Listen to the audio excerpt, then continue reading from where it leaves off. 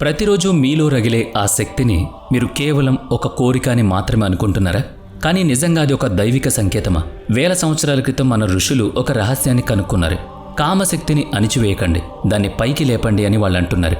ఎందుకంటే మీలో ఉన్న అతిపెద్ద శక్తి అదే. ఈ ఆధునిక ప్రపంచం ఆ ఎనర్జీని ఒక గిల్టీ ప్రెషర్గా మార్చేసింది.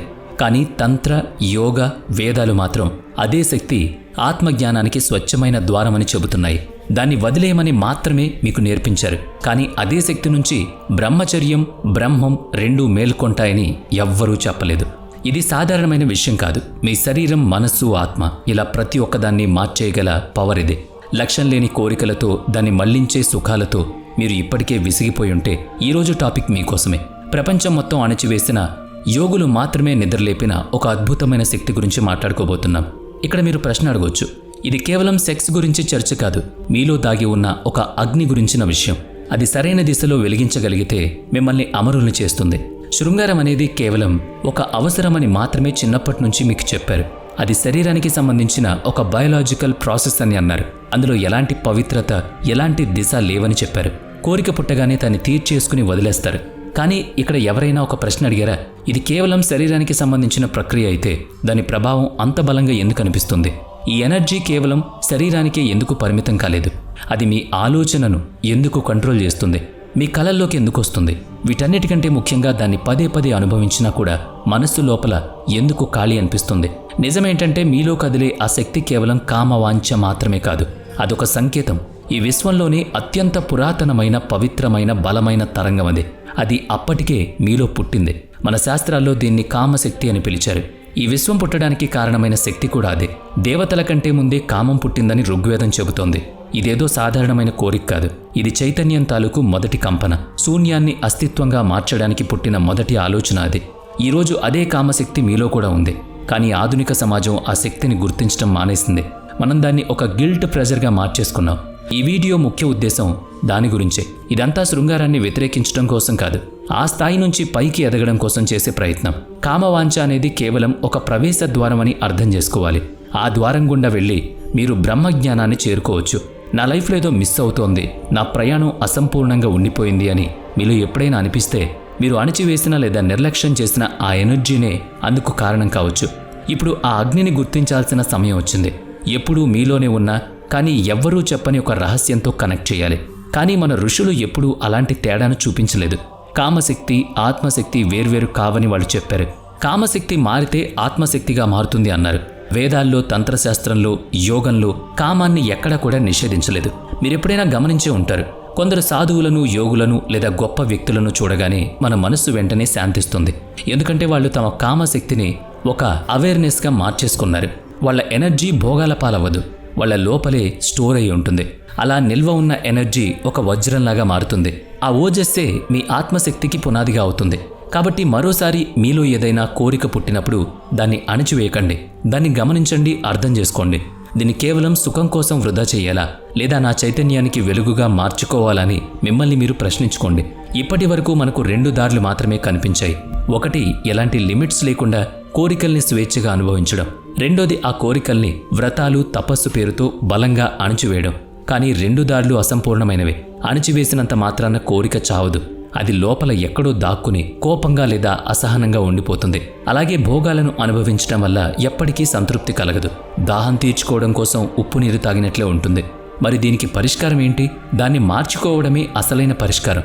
నదిని పూర్తిగా కట్టేస్తే వరదలొస్తాయి, అలాగని వదిలేస్తే విధ్వంసం జరుగుతుంది. కానీ అదే నదిని సరైన దశలో మళ్లిస్తే చక్కని పంటలు పండుతాయి. అందుకే మీరు ఎక్సైట్మెంట్ ఫీల్ అయినప్పుడు శరీరంలో డోపమైన్, ఆక్సిటోసిన్, సెలటోనిన్ లాంటి కెమికల్స్ ఉత్పత్తి అవుతాయి. ఆ క్షణాన్ని శరీరానికి పరిమితం చేస్తే ఆ కెమికల్స్ వేస్ట్ అయిపోతాయి. కానీ ఆ ఎక్సైట్మెంట్కి బ్రీతింగ్, మంత్రం, ఏకాగ్రతను జోడిస్తే అవే కెమికల్స్ మీ మనస్సుకు ప్రశాంతతనిస్తాయి. కామాన్ని త్యాగం చేయకండి, దాన్ని ఒక తపస్సులా మార్చండి. ఎందుకంటే ఎనర్జీ అనేది మంచి, చెడు అని ఉండదు. దాన్ని ఏ దశలో ప్రవహింపజేస్తే ఆ దశలో వెళుతుంది. ఇప్పుడు మనం ఎన్నోసార్లు విన్నా కానీ చాలా తక్కువగా అర్థం చేసుకున్న ఒక రహస్యం గురించి మాట్లాడుకుందాం. అదే కుండలిని. ప్రాచీన యోగ శాస్త్రంలో దీన్ని నిద్రపోతున్న పాముగా వర్ణిస్తారు. మీ వెన్నెముక అడుగు భాగంలో ఉన్న మూలాధార చక్రంలో చుట్టుకుని నిద్రపోతున్న ఎనర్జీ ఇది. మీరు కోరికను ఫీల్ అయినప్పుడు నిజానికి ఆ కుండలిని కదులుతున్నట్లే ఆ క్షణంలో మీరు శ్వాసను లోతుగా తీసుకుని పూర్తిగా అవేర్నెస్తో ఉంటే ఆ ఎనర్జీ పైకి ప్రవహిస్తుంది. కుండలిని ప్రయాణం అంటే ఇదే. మీరు దీర్ఘ శ్వాస తీసుకున్నప్పుడు మీ మనసు ఏమాత్రం ప్రశాంతంగా అనిపించినా, మీ శరీరంలో ఒక చిన్న కంపనం ఫీల్ అయినా మీలోని ఎనర్జీ రెస్పాండ్ అయిందని అర్థం.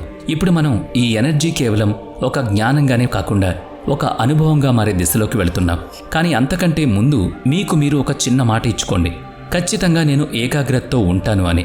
ఇక వేర్వేరు ప్రదేశాల్లో పుట్టిన ఒకే మూలం నుంచి వచ్చిన ప్రాచీన జ్ఞాన సాంప్రదాయాల్లోకి ఇప్పుడు మనం అడుగు పెడదాం. ఇండియాలోని తంత్రశాస్త్రం, చైనాలోని టావో, ఈ రెండిటి సారాంశం ఒక్కటే. అదే ఎనర్జీని అర్థం చేసుకోవడం, దానికి సరైన దిశను ఇవ్వడం. కామాన్ని వదిలేయొద్దు, దానికి ఒక అవేర్నెస్ని జోడించండి. అప్పుడు అదే మీ బ్రహ్మాండంగా మారుతుందని తంత్రశాస్త్రం చెబుతోంది. మీ శరీరంలో ఒక అమృతం దాగి ఉందని టావోయిజం చెబుతోంది. దాన్ని బయటకు వదిలేస్తే అంతమైపోతుంది. అదే లోపల వైపు మళ్లిస్తే అది మీకు ఆయుష్ని, క్లారిటీని, ప్రశాంతతను ఇస్తుంది. ఈ రెండు సాంప్రదాయాలు కామశక్తిని జీవితంలోని అత్యంత స్వచ్ఛమైన ఎనర్జీగా మారుస్తాయి. టావోలో దీన్ని జింగ్ అంటారు. మీ శరీరమనే బ్యాటరీలో స్టోర్ అయి ఉన్న పవర్ ఇది. మన ఆయుర్వేదంలో వీర్యమే ఓజస్సుకు మూలమని చాలాసార్లు చెప్పారు. ఇలాంటి అవేర్నెస్ లేకుండా కేవలం సుఖం కోసం పదే పదే ఈ జింగ్ను వృధా చేసుకుంటే దాని ఫలితం వెంటనే కనిపిస్తుంది. శరీరం త్వరగా అలసిపోతుంది, కళ్ళల్లో జీవం పోతుంది, ముఖంలో కళ తప్పుతుంది, జుట్టు రాలిపోతుంది, మనస్సు ఎప్పుడూ చిరాగ్గా, గందరగోళంగా ఉంటుంది. అందుకే క్రానిక్ డోపమైన్ ఎగ్జాషన్ అనేది ఎన్నో శారీరక, మానసిక సమస్యలకు కారణమవుతుంది. ఇది నేటి సైన్స్ కూడా ఒప్పుకుంది. యోగంలో కూడా ఇదే చెప్పబడుతుంది. వీర్యం, ఓజస్సు, తేజస్సు, ఆత్మ తేజంగా మారడం అనేది కేవలం ఊహ కాదు. ఇది ఎనర్జీలో జరిగే ఒక రసాయనిక, ఆధ్యాత్మిక మార్పు. దీనికోసం కొన్ని పద్ధతులు కూడా ఉన్నాయి. ఆశ్చర్యకరంగా ఈ రెండు సాంప్రదాయాల్లోనూ ఇవి ఒకేలా ఉన్నాయి. మొదటిది డీప్ అబ్డామినల్ బ్రీతింగ్. ఇది బొడ్డు కింద ఉండే దంతియన్ లేదా నాభి చక్రాన్ని యాక్టివ్ చేస్తుంది. ప్రాణశక్తి స్టోర్ అయ్యేది ఇక్కడే. రెండవది మూలబంధం లేదా అశ్విని ముద్ర. అంటే పెరేనియం భాగాన్ని ముడిపెట్టడం వల్ల ఎనర్జీ కింద నుంచి పైకి లాగబడుతుంది. ఇది రూట్ లాక్ లాంటిది. దీనివల్ల ఎనర్జీ నేల నుంచి పైకి లేచి వెన్నెముకలోకి ప్రవహిస్తుంది. మూడవది inner smile and organ awareness. Zinc కరెక్ట్గా ఫ్లో అవ్వాలంటే ప్రతి అవయవానికి ప్రేమను, ధ్యాసను, ధ్యానాన్ని ఇవ్వాలి. ఇక నాలుగవది మైక్రోకాస్మిక్ ఆర్బిట్. టావో, తంత్ర రెండిట్లోనూ ఇది ఒక ఎనర్జీ ప్రో. ఎనర్జీని మూలాధారం నుంచి సహస్రానికి, అక్కడి నుంచి మళ్ళీ కిందకు తీసుకువెళ్తుంది. దీనివల్ల ఎనర్జీ బయటకు పోకుండా, ఎక్కడా ఆగకుండా ఒక రీసైక్లింగ్ మోడ్లో తిరుగుతూనే ఉంటుంది. అయితే ఇక్కడ ఒక స్పష్టమైన హెచ్చరిక కూడా ఉంది. మీరు ఎనర్జీని ఆపి దానికి సరైన దారి చూపించకపోతే అది లోపలే ఆగిపోయి ఆందోళన, ఒత్తిడి, కోపం లేదా సెక్షువల్ ఫ్రస్ట్రేషన్గా మారుతుంది. అలాగని ఎలాంటి అవగాహన, దిశ లేకుండా ఈ ఎనర్జీని ఇష్టం వచ్చినట్లు వదిలేస్తే అది వ్యసనంగా, అలవాటుగా మారి జీవితాన్ని నాశనం చేస్తుంది. అందుకే రిలీజ్ చేయొద్దు, సర్క్యులేట్ చేయమని టావో చెబుతుంది. అణిచివేయొద్దు, సబ్లిమేట్ చేయమని తంత్రం చెబుతోంది. ఆనందంలో మునిగిపోవద్దు, దాన్ని ఇంటిగ్రేషన్ చేసుకోమని యోగా చెబుతోంది. ఎనర్జీని అణిచివేయొద్దు, అలాగని గాలికి వదిలేయొద్దు, దాన్ని లోపలికి తీసుకుని ఉత్తేజపరచాలని ఈ మూడు కూడా చెబుతున్నాయి. అందుకే దీనికి ఎనర్జీని అణిచివేయడం పరిష్కారం కాదు, అవేర్నెస్తో దాన్ని ఉత్తేజపరచడం సరైన మార్గమని మనకు అర్థమై ఉంటుంది. అందుకే ప్రాచీన యోగా, తంత్ర, టావో, ఆయుర్వేద సాంప్రదాయాలన్నీ ఈ మార్పు కోసం వందల కొద్ది పద్ధతులు ఇచ్చాయి. కానీ మనం ఇక్కడ చాలా సింపుల్గా, సైంటిఫిక్గా ఉంటూ లోపల బలంగా పనిచేసే కొన్నిటి గురించి మాట్లాడుకుందాం. అందులో మొదటిది మూలబంధం మరియు అశ్విని ముద్ర, అంటే పెరేనియం యాక్టివేషన్. ఈ సాధన వెన్నెముక కింద భాగం నుంచి మొదలవుతుంది. మీరు శ్వాసను పీల్చుకుంటూ ఆ భాగాన్ని కొద్దిగా టైట్ చేసినప్పుడు అది ఎనర్జీకి ఒక సిగ్నల్ ఇస్తుంది. ఇప్పుడు పైకి వెళ్ళమని దానికి దారి చూపిస్తుంది. దీన్ని రోజు ప్రాక్టీస్ చేయడం వల్ల ఎనర్జీ కింద నుంచి పైకి వెళ్ళబడుతుంది. రెండోది ఎనర్జీ విజువలైజేషన్, అంటే వెన్నెముకలో కాంతి ప్రవహిస్తున్నట్లు ఊహించుకోవడం. ప్రశాంతంగా కూర్చుని కళ్ళు మూసుకుని మీ వెన్నెముకను ఒక బంగారు స్తంభంలో ఊహించుకోండి. మీరు తీసుకునే ప్రతి శ్వాసతో ఒక బంగారు కిరణం కింద నుంచి పైకి లేస్తున్నట్లు ఊహించుకోండి. ఇలా విజువలైజ్ చేయడం వల్ల బ్రెయిన్లో కొత్త న్యూరాన్ నెట్వర్క్ ఏర్పడుతుందట. ఇక నెక్స్ట్ వన్ బీజ మంత్రాలు మరియు సౌండ్ వైబ్రేషన్స్. ప్రతి చక్రానికి ఒక సొంత సౌండ్ సిస్టమ్ ఉంటుంది. మూలాధారానికి లం, స్వాధిష్టానానికి వం, మణిపురానికి రం, అనాహతానికి యం, విరుద్ధానికి హం, ఆజ్ఞాచక్రానికి ఓం, ఇక సహస్రారానికి మౌనం. ఈ బీజ మంత్రాలను ఉచ్చరించినప్పుడు కేవలం వైబ్రేషన్ పుట్టడమే కాదు, ఆ ఎనర్జీ ఆ నిర్దిష్ట చక్రం మీద ఫోకస్ చేస్తుంది. ఒక లక్ష్యంతో సౌండ్ చేసినప్పుడు అది కేవలం శబ్దంగా మిగిలిపోదు, అది ఎనర్జీకి ఒక కమాండ్గా మారుతుంది. ఇక తరువాత త్రాటకం మరియు శాంభవి ముద్ర. కళ్ళు మూసుకున్నప్పుడు మన ధ్యాస లోపలికి వెళుతుంది, కానీ కళ్ళను ఒక పాయింట్ మీద స్థిరంగా ఉంచడం వల్ల ఎనర్జీ బయటకు పోకుండా ఆపుతుంది. 2 కనుబొమ్మల మధ్య ధ్యాసను ఉంచే శాంభవి ముద్ర నేరుగా ఆజ్ఞాచక్రాన్ని యాక్టివేట్ చేస్తుంది. మీరు కనురెప్ప వేయకుండా ఒక దీపం వెలుగును లేదా ఒక బిందువును చూస్తూ త్రాటకం చేసినప్పుడు మనస్సు స్థిరపడుతుంది.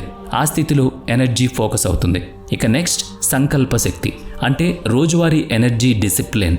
ఏ సాధనకైనా ఒక సంకల్పం లేకపోతే అది కేవలం ఒక ఎక్సర్సైజ్ లాగే మిగిలిపోతుంది. కానీ ఎనర్జీనే జీవితాన్ని నడిపించేలా చేసుకుంటాను అని మీరు ఫిక్స్ అయినప్పుడు ఆ శక్తి ప్రతిరోజు మేల్కొనడానికి మీరు ఒక దారిని తెరుస్తారు. దీనికోసం రోజు మొదట్లో కేవలం 10 నిమిషాలు ఎనర్జీ రొటీన్ చాలు. 3 నిమిషాలు మూలబంధం మరియు శ్వాస, 2 నిమిషాలు వెన్నెముకలో ఎనర్జీని ఊహించుకోండి, 3 నిమిషాలు మంత్రజపం, 2 నిమిషాలు మౌనం మరియు కృతజ్ఞత. ఈ చిన్న అలవాటు ప్రతిరోజు మిమ్మల్ని కాంతి వైపు ఇంకొంచెం ముందుకు తీసుకువెళుతుంది. ఇక ఇప్పుడు మీరు తెలుసుకోవాల్సిన జ్ఞానం ఇంకేమీ మిగల్లేదు. మిగిలిందల్లా ఒకే ప్రశ్న: ఎలాంటి ముసుగులు లేకుండా, ఎలాంటి తెరచాపలు లేకుండా మిమ్మల్ని మీరు కలుసుకోవడానికి సిద్ధంగా ఉండాలి. ఇప్పటి వరకు దేని నుంచైతే మిమ్మల్ని దూరంగా ఉంచారో అదంతా మీరు విన్నారు. దేన్నైతే మీరు కేవలం కోరిక అని, డిస్ట్రాక్షన్ అని అనుకున్నారు, ఆ శక్తి ఇప్పుడు మీ కళ్ళలోకి సూటిగా చూస్తోంది. సైలెంట్గా కాదు, పూర్తి గంభీరతతో, తన పూర్తి శక్తితో చూస్తుంది. సో ఇక నుంచి మిమ్మల్ని మీరు కంట్రోల్ చేసుకునే బదులు ఆ ఎనర్జీని శక్తిగా మార్చుకోండి. వీడియో నచ్చితే లైక్ చేయండి, షేర్ చేయండి. ఇప్పటి వరకు మన ఛానల్ని సబ్స్క్రైబ్ చేయనట్లయితే ఇప్పుడే సబ్స్క్రైబ్ చేసుకుని పక్కనే ఉన్న బెల్ ఐకాన్పై క్లిక్ చేయండి. నెక్స్ట్ వీడియోలో మళ్ళీ కలుద్దాం. Thanks for watching.